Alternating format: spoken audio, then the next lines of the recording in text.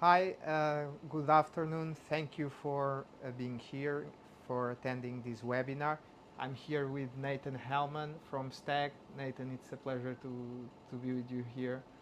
Thank you very much for having me and obviously for STAG having the opportunity to discuss this trending topic of the Golden Visa changes that are currently happening or proposed changes, as well as getting into intricacies of our funds. So thank you very much for the opportunity. Thank you. My name is João Maltês. I'm a lawyer here at Martins Castro. I will be speaking about legal matters about the Golden Visa, not only the process itself, but some updates regarding the possible changes that will happen in the future. And Nathan will speak more about the STAG funds because STAG is one of the main managing companies of funds eligible for the Portuguese Golden Visa. So it's a great opportunity to have him here with us. Um, Let me just make some initial remarks regarding this webinar. It will have a duration of approximately 1 hour. You can leave your comments on the comments of the channel.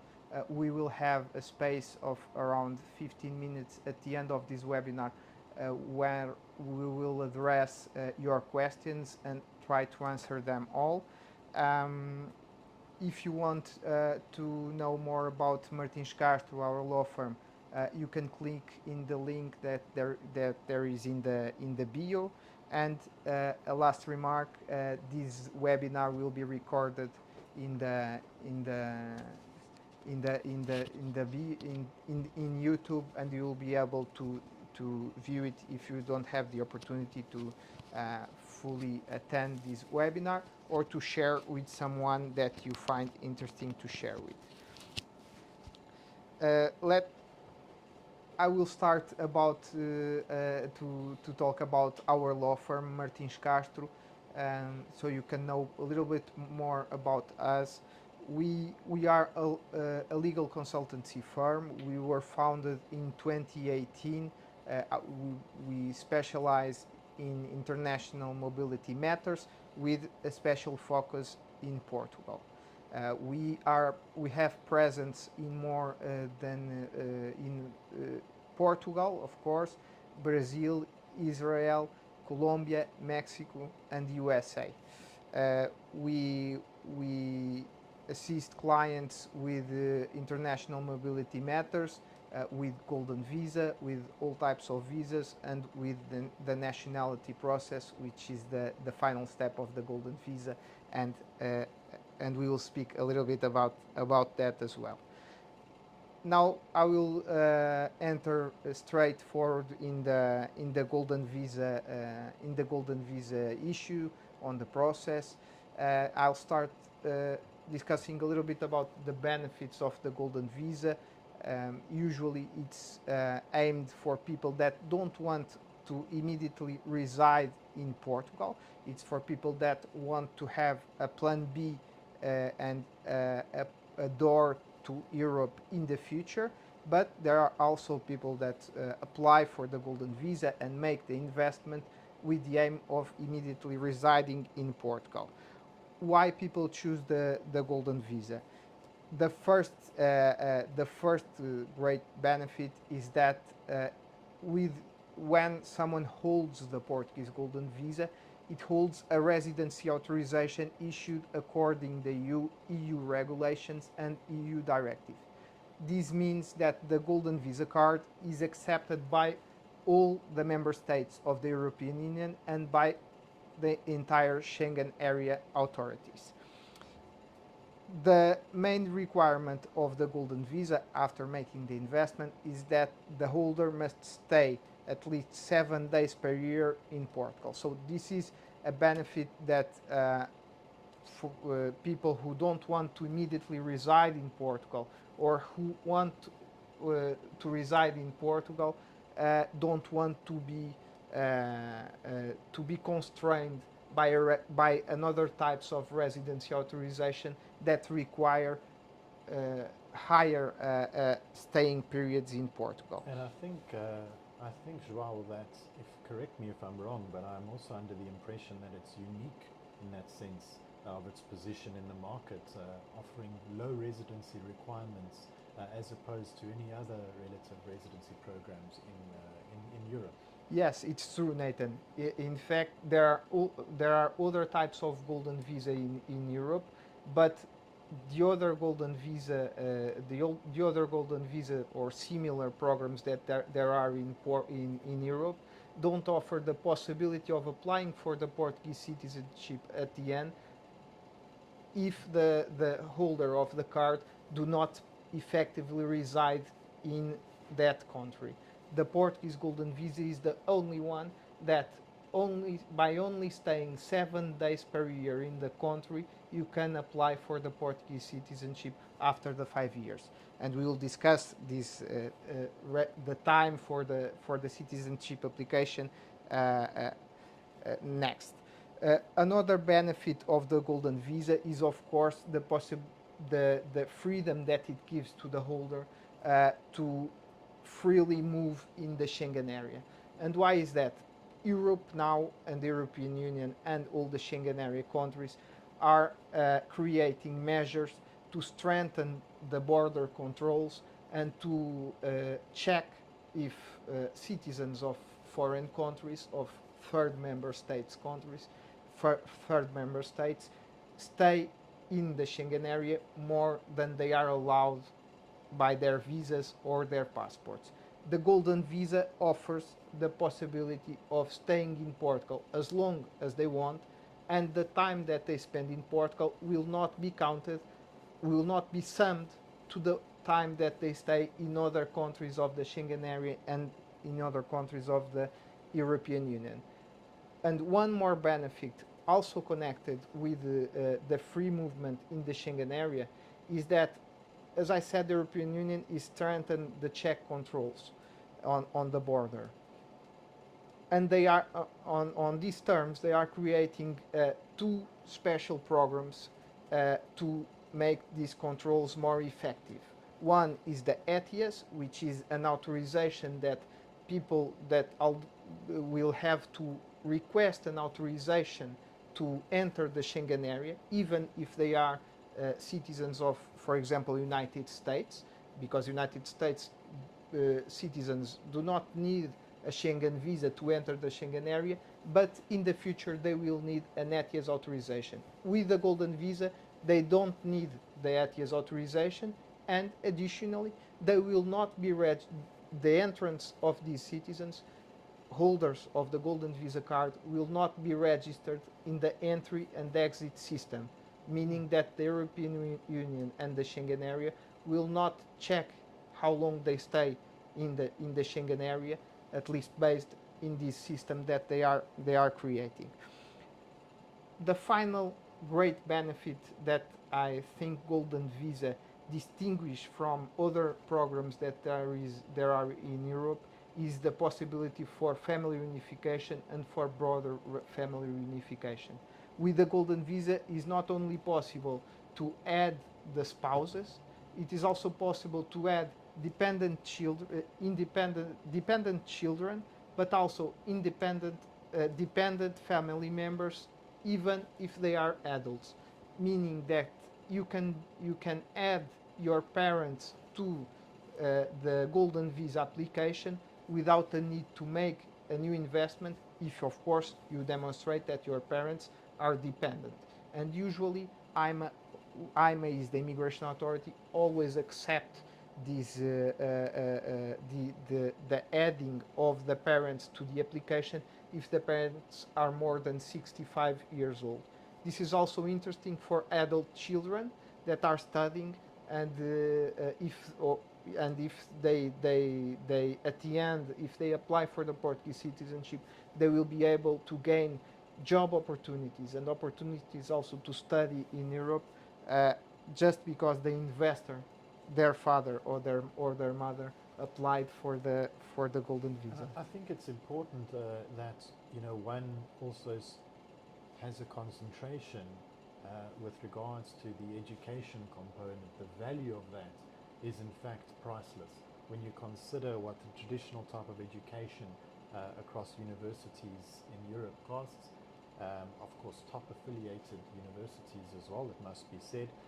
With this being given as an added benefit, it's difficult really to put a value on that, something that's not spoken about enough, in fact. Yeah, no doubt, no doubt. We hear a lot about the health care that Golden Visa holders also have access, and the family members as well. But I think what distinguish Europe is one thing that distinguish Europe is the quality of our universities and the low prices that they cost for the students. I totally agree with you, Nathan. And now that I spoke about the benefits, I could be speaking more and more, but I think these are the main benefits of the Golden Visa. I will speak a little bit about the requirements, who can apply, and what type of investments are eligible for the Golden Visa application.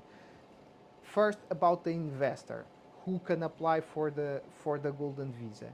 There are uh, there are three main requirements for the main applicant. When I'm saying the main applicant is the investor.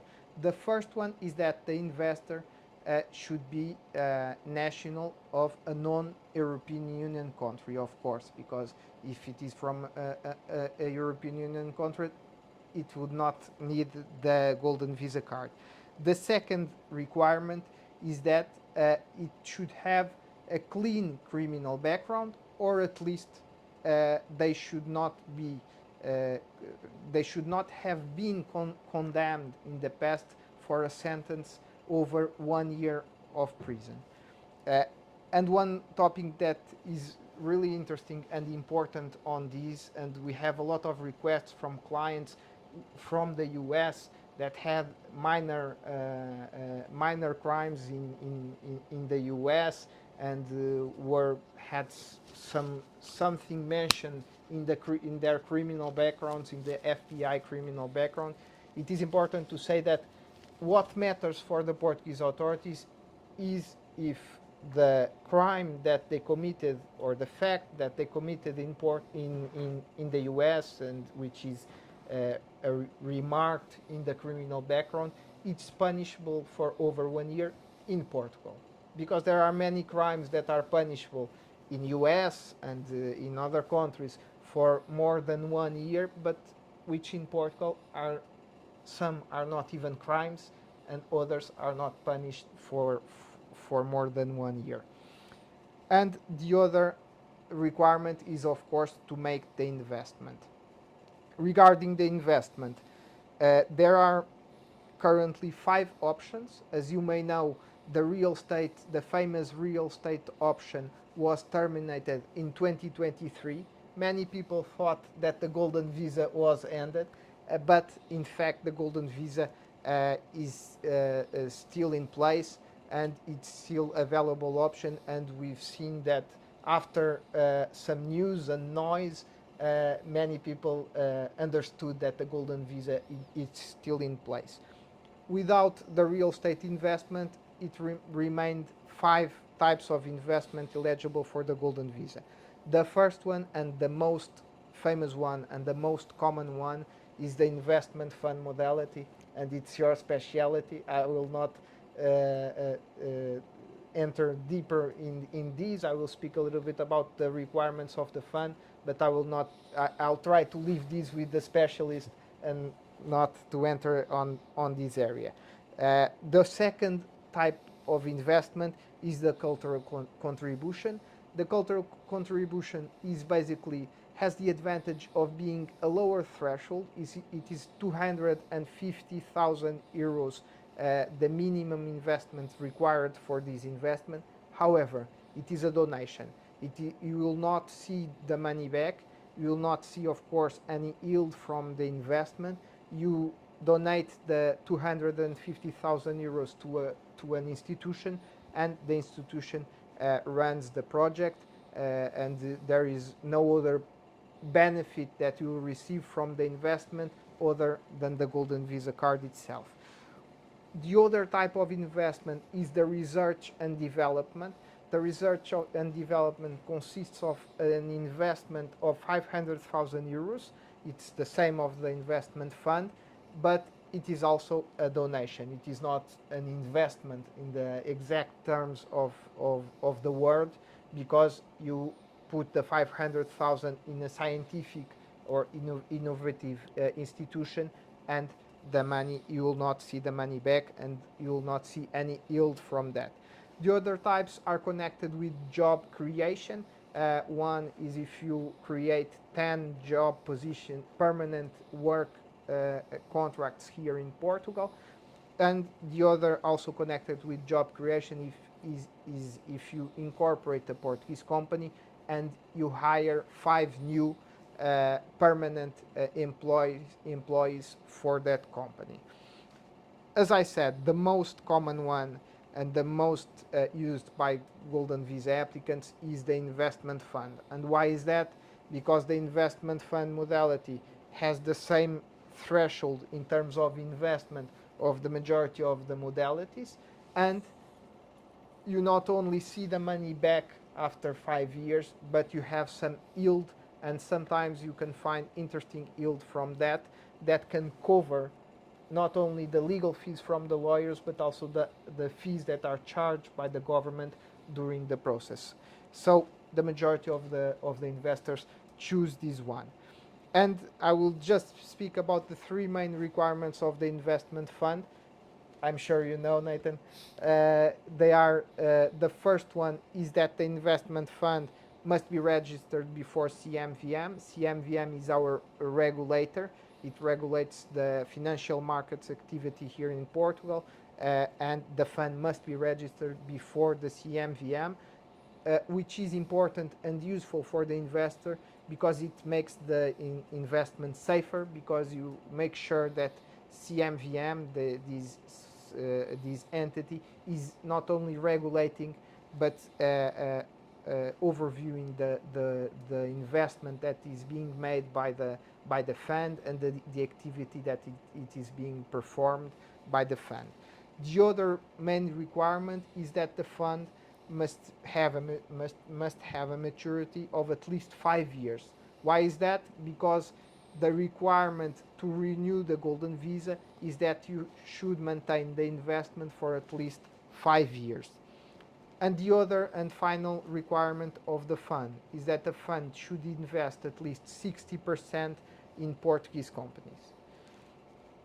So this is basically the main requirements of the investor and the investment that you should be aware to apply for the Golden Visa. One thing that is important to say, because we are speaking about investments, is that we heard a lot about the changes that the Portuguese government want to implement on the Portuguese Nationality Law. We'll speak about that. But it is important to mention that the same government, in fact, the same ministry that presented the proposal to change the nationality law, have in 1 month ago made an interview. He did an interview to to Bloomberg. It was published in Bloomberg and Forbes, saying that the government not only likes the Golden Visa, but he wants for the Golden Visa to be more known by the international investors, because Portugal needs more foreign investors, and the Portuguese government wants this program to be in force for a long period of time, because Portugal needs these investors. And I'm sure you know better than me, but Portugal doesn't have a huge culture of investing in investment funds.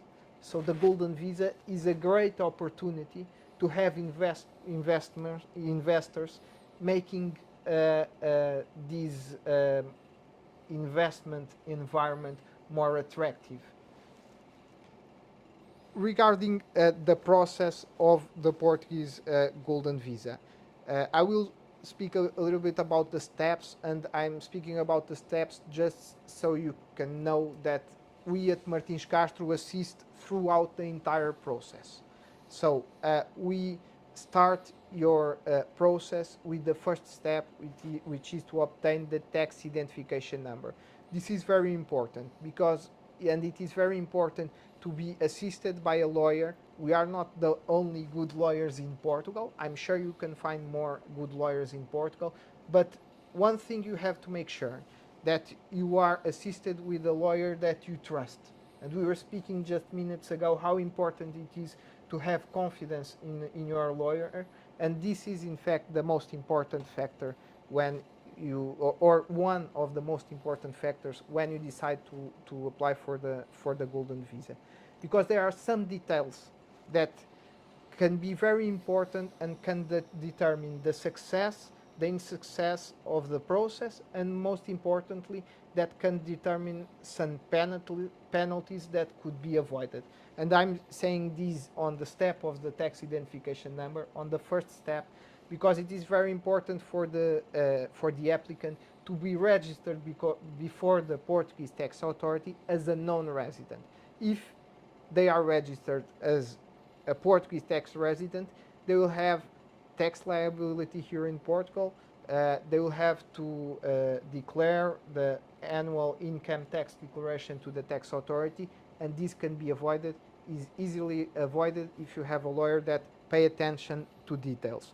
The second stage of the application is to open a Portuguese bank account. This involves an intermediation made by us between you and the bank, so we can provide all the documents required by the compliance department of the bank. Uh, and this step is also important because I know that in many countries it's easy to open a bank account, but in Portugal it can take more time if you do not provide all the documents that you needed at the first step. So if you provide all the documents, you can make the process easy and more quick and smooth. The third one is to make the investment. You have to choose the investment and make the investment. We also provide the intermediation between the fund and the client, and we make sure as well that all the documents are provided. After the investment is made, we can proceed to the golden visa application. The golden visa application has two main stages. The first one is the online golden visa application, and the second one is the appointment that the applicant will have in IMA to collect the biometric data, basically the fingerprint, the photo, the signature, that will be printed in the card, and after that the card is issued. The first golden visa card is valid for 2 years, and the subsequent will also be valid for 2 years, meaning that you need to renew it every two years. After 5 years, you can apply for the citizenship application. And you know that you are aware of the discussion regarding the Portuguese Nationality Law. As I previously mentioned, the government didn't want to target the golden visa when they proposed the changes on the nationality law. The Portuguese government, in fact, wants to make the golden visa more known and used by foreign investors, but they are changing the Portuguese nationality law on the time required to apply for the Portuguese nationality, and this will affect indirectly will affect the golden visa holders as well. The discussion at this moment is that the Portuguese government proposed to the parliament the change of 5 years to 10 years in case the holder of the golden visa or other type of residency authorization, because as I mentioned, it was not targeted specifically for the golden visa, 10 years if the holder is not a national of a Portuguese speaking country. However, the Portuguese government does not hold the majority in parliament. It will need they will need to obtain agreement from other parties, and the truth is that this proposal received a lot of criticism by the legal community and by many sectors of our social community here in Portugal. And when the proposal was to be voted the first time in the general meeting of the parliament, the government saw that this proposal could not pass as it was, and requested the parliament to not to vote that proposal on that day, and for the proposal first to be discussed in a special committee of the parliament, so they can discuss this, hear some experts on constitutional law, on social rights, and discuss this proposal article by article, and after that put it again under vote on the general meeting of the parliament. This means that this does not mean that the proposal will not be approved as it is, but most probably it will not. My strong belief, and it is a personal belief, is that according to the criticism that the proposal received, they will find some middle term between the 5 years and the 10 years. It's only a personal belief, but taking in consideration all the criticism and also the process, the delay that the government requested, some changes will happen on this proposal. Let's see if they will be made also in the time of residency required for the Portuguese Nationality Law. This proposal will be voted in principle in September. So until then, we'll have to wait for the Parliament to discuss it in the special committee, and after all to be voted in the general meeting. And just to finish, I want also to give you some updates about the Golden Visa process, how it has evolved in the recent period of time. Regarding the process, the one important update that I want to give you is that the process is being under a digitalization measure by the government, meaning that the immigration authority is now analyzing many of the requirements online based on digital proofs provided by the lawyers, so it will be possible. The process is now much faster. One other important update regarding the process is that the government implemented a task force for the immigration authority to solve some backlog of processes that were pending in the immigration authority, and we are seeing a lot of improves in the immigration authority. The process is being now much faster than it was 2 years and 1 year ago, and we believe that it will be even faster in 2026. The government already, in some private meetings that we had with the government just mentioned that the deadline, the legal deadline of 90 days will be more realistic in the future, and that the investors could count with that. And this is all that I wanted to speak about the Golden Visa from my side, from the legal perspective. I pass you the word. Sorry if I talk too much, Nathan, but I'm really interested in hearing you, and I'm sure that everyone there is also. Thank you very much, Joao. I think everyone learned a lot from that, particularly with some of the updated changes or proposed changes as well that are coming along. We are all eagerly awaiting, of course, what the final outcome will be. But nonetheless, the Golden Visa, as Joao reiterated many times, remains a sole and a standard, as a gold standard Golden Visa within the European Union. Of course, now I would like to discuss STAG fund management as far as our participation in the Golden Visa process is at least concerned, as well as giving some oversights of our Golden Visa eligible fund, flagship one of that nature, which is in the renewable energy sector. So, with that being said, STAG Fund Management is a licensed and regulated fund manager in Portugal.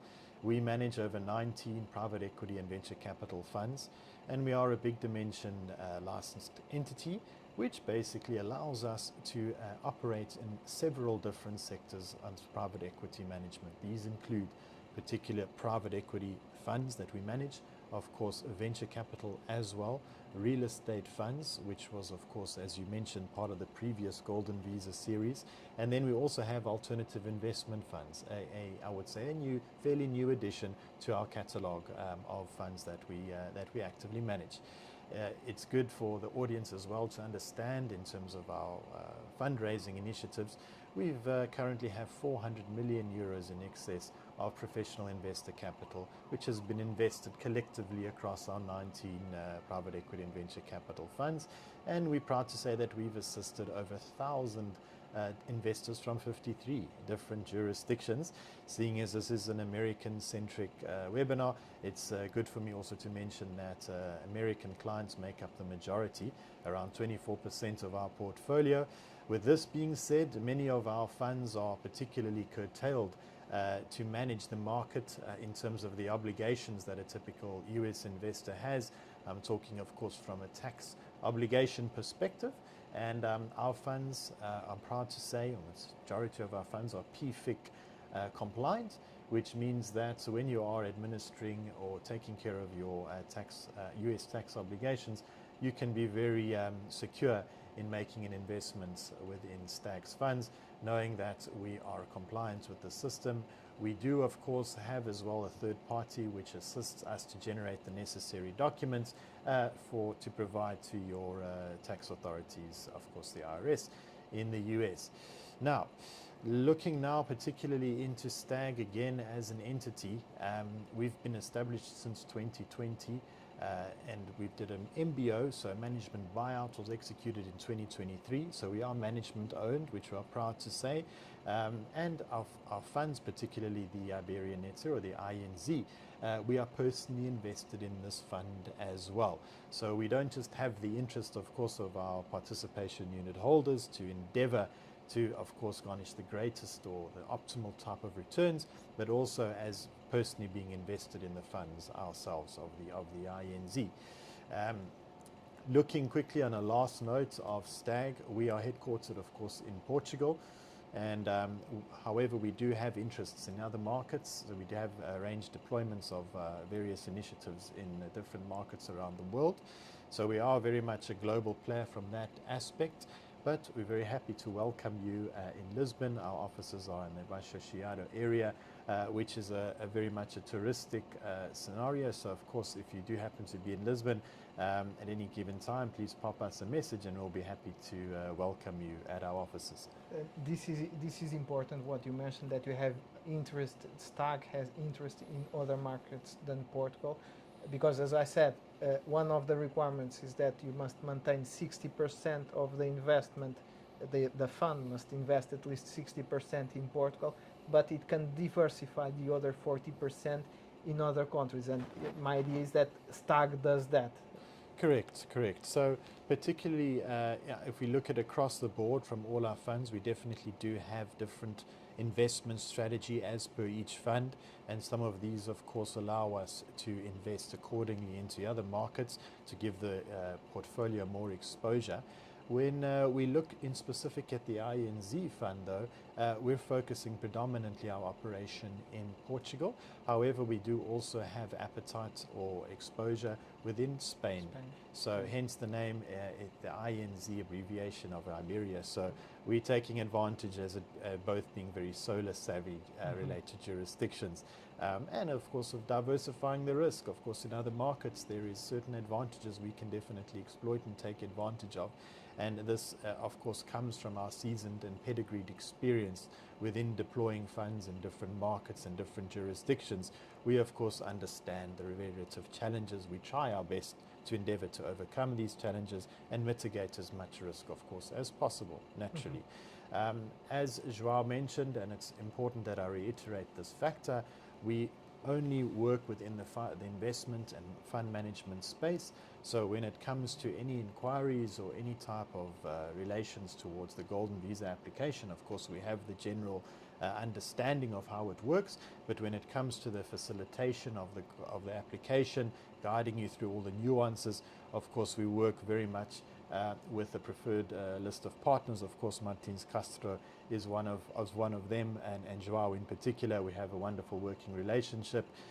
So we work in tandem to make sure and manage our needs, your needs accordingly. Of course, from our end, managing your investment throughout the whole term of your Golden Visa application, whilst also being in sync with your relative legal representative to ensure all the checks and balances are cleared accordingly.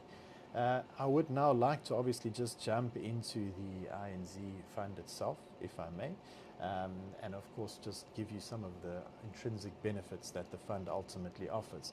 So the INZ is a renewable energy fund.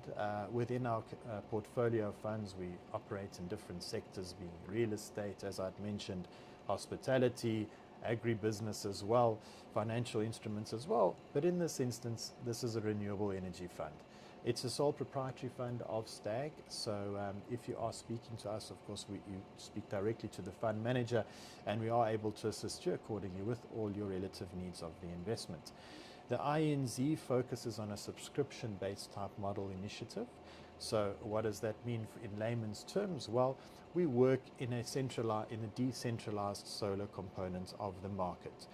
We work in a structure of offering equity positions. So when we do deploy our investment, we deploy it over two folds, through an equity position that we take up with the company we are investing with, as well as a debt component through a shareholder loan.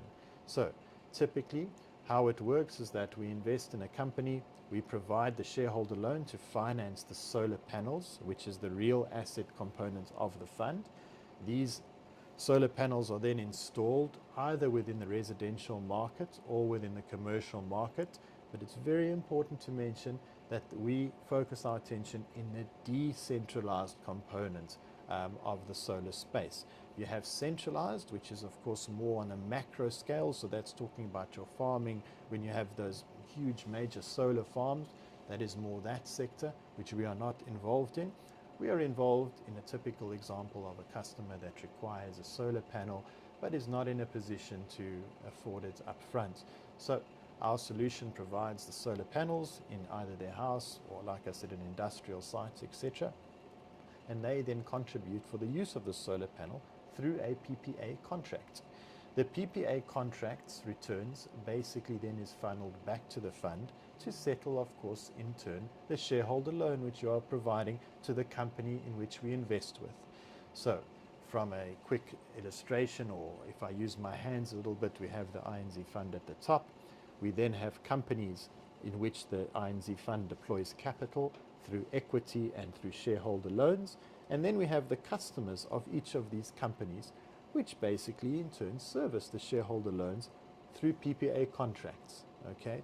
Why do we take up an equity position with each of our investment deployments? Well, this of course allows us to mitigate further risk by having control and management within these effective companies, giving transparency as well to the investors, and of course as us as a regulated fund manager.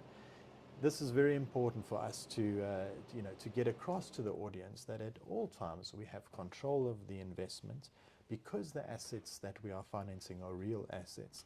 They belong to the fund during the course of the investment.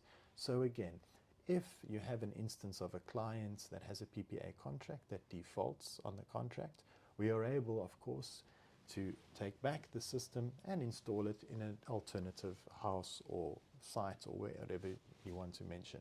So, of course, we have that control measure taken care of as a result, and it is a very safeguarded investment as a result. And we, as fund managers, have recognized the typical sort of traits or typologies of a Golden Visa investor, which is risk aversion, capital preservation, of course an element of exposure to growth naturally, as well as an investment that offers social responsibility components, which is definitely what the INZ is doing, because it is satisfying the socio-economic conditions within Portugal by providing a solution that they would not normally be able to typically afford. There's no upfront cost. It's a saving, intrinsic saving for this particular customer, because now they do not have to obviously pay for traditional electricity from the grid, but they are paying for their electricity consumption through a PPA contract, which in real time is around 30 to 40% savings as opposed to traditional electricity. So we're offering that component to the market, enriching, of course, the general socioeconomics of consumers in Portugal, which is, of course, great. And at the same time, providing a competitive return, which I have not even mentioned, 8%. I would say, considering such a low-risk investment, 8% is a fairly competitive return, and this is compounded annually, net of all the fees within the fund. So when you look at it in relation to if you had to invest 500,000 euros, as you'd mentioned, which is the quantum of funds need to invest for a golden visa to be eligible, if you take a 500,000 euro ticket over the term of the investment, which by the way ends in 2032, so it's a 6.5-year term effectively, clients can look at achieving around a return of around 350,000 euros, in addition, of course, to the 500,000. Now, of course, there is an instance of where we also do capital distributions or income distributions, apologies. And income distributions takes place from year 2027 of the fund all the way to 2032. This is each year, every single year per annum, and this is 4% of whatever the capital that the investor has invested. So effectively, throughout the term of the investment, the client or the investor will receive income distributions each and every year from 2027, and at the end of the term of the fund in 2032, the client will then effectively receive their full investment, initially invested, plus the returns that have accumulated over the period of the investment. That is ultimately the objective of the fund. Now, it's important also to understand, I've explained, of course, the deployment, the implementation, and the management of the capital, but how are we aligned in terms of our effective exit strategy? Okay, this is always the million-dollar question, particularly when you look at a closed-end private equity structure. So we have very much aligned our strategy to allow that in each instance where we deploy capital with the respective company, as I mentioned, we take up an equity position, we secure our position with a buyback agreement. The buyback agreement basically institutes that at the end of the term of the fund, the company we have invested with needs to purchase our equity stake. Okay? It's an obligation, right? Now this obligation allows us effectively to exit the fund smoothly because, of course, at the end of the term, they will then settle the predetermined value of our equity position, which will then be pulled together with the shareholder loan, which we have essentially now recouped over the term of the investment. Because as I mentioned before, of course, during the term of the investment, the shareholder loan, which is the main source of how we provide finance, has been serviced throughout those terms of investment. So at the end of the term of the investment, we would have already captured a major component of what we have deployed, and then the additional amounts from the equity positions will come in as well.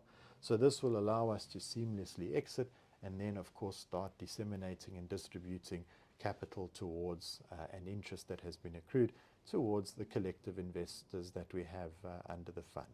So if you could just summarize the path for since the investor makes the investment, the income that they have, and when they exit. Okay, excellent. So typically, and thank you for that question as well. So basically, the fund started in 2024 of February, okay, and it had an 8-year term, all right, meaning that in 2032, as a close-end fund has to liquidate effectively and seize and where distributions are made, okay? So 2024 to 2032, right? Now, from 2024 to 2026 of February, there is a fundraising and subscription period. This is where we are allowed to obviously go to the market and attract relative funds to be invested in the INZ. Once the subscription window closes on the 22nd of February 2026, we can no longer accept new subscriptions. It's only based on the date, yes, regardless of the... If that's a good point. If we achieve or if we get to 50 million euros, which is, by the way, the cap of the fund, we also cannot accept more subscriptions. Okay, so it's whatever comes first. It's good that you raised that point. From the 22nd of February then of 2026, of course, the full lock-in period is incepted, the investment period is already actually ongoing now. So we've already made deployments, by the way. And from 2027 then, we will start making income distributions. These income distributions will then be up until 2032, and then at 2032, we will begin the disinvestment process and, of course, effectively start dispersing the funds accordingly to each participation unit holder. So that basically summarizes the term, the returns of the investment effectively. It's important to also note that the fund has certain parameters or rules and conditions. You've mentioned, of course, the Golden Visa component, so I will not, of course, be rhetorical in that manner. But it's important for investors to know that the fund has a certain set of fees and structures. So there's a subscription fee of 1%.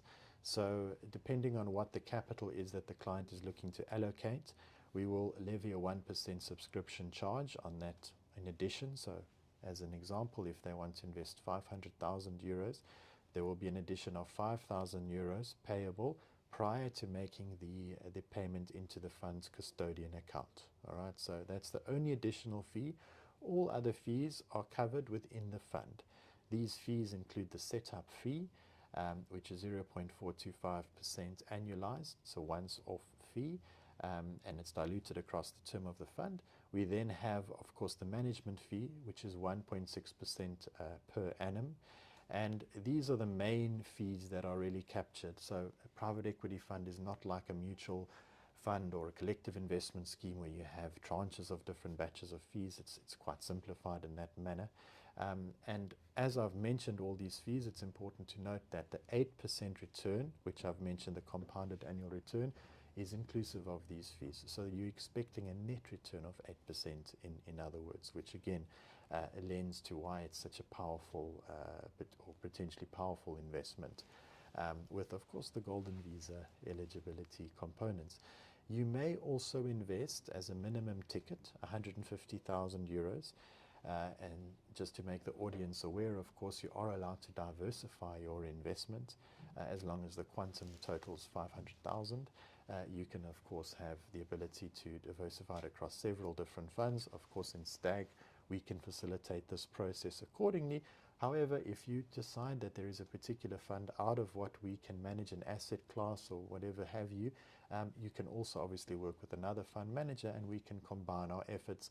Obviously, at the end of the day, you will be waiting for that all-important piece of paper, which will certify that the investor has made the relative investment.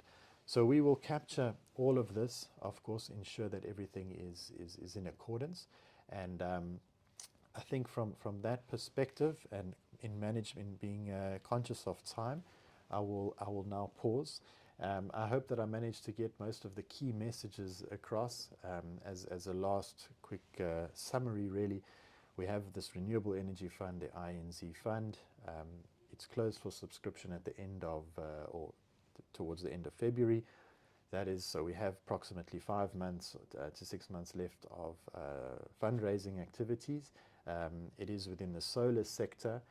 It is a subscription-based model in the autonomous solar decentralized market, and it's basically managed through PPA contracts, which clients take out with each and every company that we invest with, and we have a diversified approach working across several different companies, again, to mitigate as much risk as possible.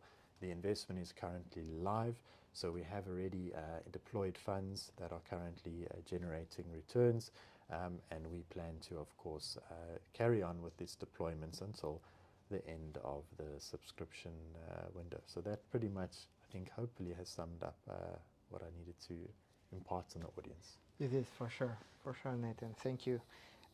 We have a question from our attendees. Andrei Kruglikov, I hope I'm saying the name correctly, asked if I could elaborate on the main difference between the D7 and the Golden Visa, besides the need for sufficient passive income and the minimum stay requirements. So the D7 visa is a normal residency authorization. It is called D7 visa because it starts with an application before the consulate or the embassy where the applicant resides. You apply for a visa, and then you in a certain period of time, depending on consulate, because there are consulates that work better than other, issue a visa. With this visa, you can enter the Portuguese territory with your as a future resident, and here you apply for the Portuguese residency authorization. You'll receive a normal residency authorization because, as you mentioned in your question, the minimum stay requirements will be the ones applied to the usual ones, which is meaning that you cannot be out of the Portuguese territory for more than 6 consecutive months or 8 interpolated months, and this is during the total period of validity of the residency authorization. The residency authorization is valid for 2 years, so within this period you will not be able to be out of the Portuguese territory for more than 6 consecutive months or 8 interpolated months. It's not per year, it's during the total period of validity of the residency authorization. And this is in fact the main difference, because with the Golden Visa you have access to all the benefits of the D7 visa. Of course, with the Golden Visa you need to make the investment. So if you don't want to be constrained by the minimal stay requirements, I would tell you to apply for the Golden Visa, regardless of you being a Portuguese tax resident or not, because with the Portuguese Golden Visa you can also be a Portuguese tax resident. You can have your main residency here in Portugal with the Golden Visa, but you will have more freedom because you will not have to comply with any staying requirement other than the 7 days per year. So if you don't want to be constrained with that, you would apply for the D7 visa. There are no other differences between them than this. The other one is that the Golden Visa does not require an application before the consulate and the embassy. It's only one application before the immigration authority, with the 2 steps that I mentioned: online application and the appointment with the immigration authority. This is basically the main difference, and I think I've tried to address the the matter and the difference between the D7 visa and the Golden Visa.